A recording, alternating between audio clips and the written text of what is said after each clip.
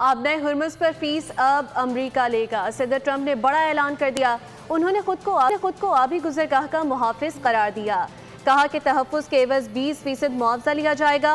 Donald Trump के ऐलान पर अब्बास इराक़ची का तंज़िया ट्वीट भी सामने आया। ईरानी वज़ीर ख़ारजा ने 20% फीस को ज़्यादती करार दिया और कहा कि किफ़ायती फ़ीस के लिए हमसे राब्ता करें।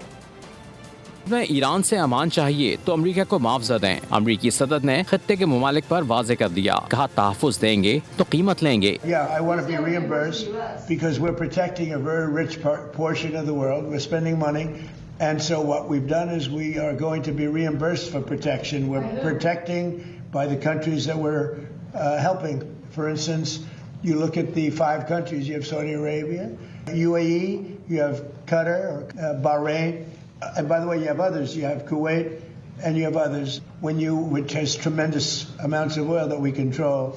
अमरीकी सदर के बयान पर ईरानी वजीर खारजा से रहा न गया। अब्बास इराक़ची ने चुपता हुआ ट्वीट कर डाला। कहा अमरीकी सदर दुरुस्त कह रहे हैं। आप नए हुर्मुज़ में जो भी तहफ़्फ़ुज़ फराहम करेगा वो फीस लेगा। ईरान हमेशा से हुर्मुज़ का मुहाफ़िज रहा है। ऐसे में 20% फीस बहुत ज्यादा है। हमारे दाम मुनासिब होंगे।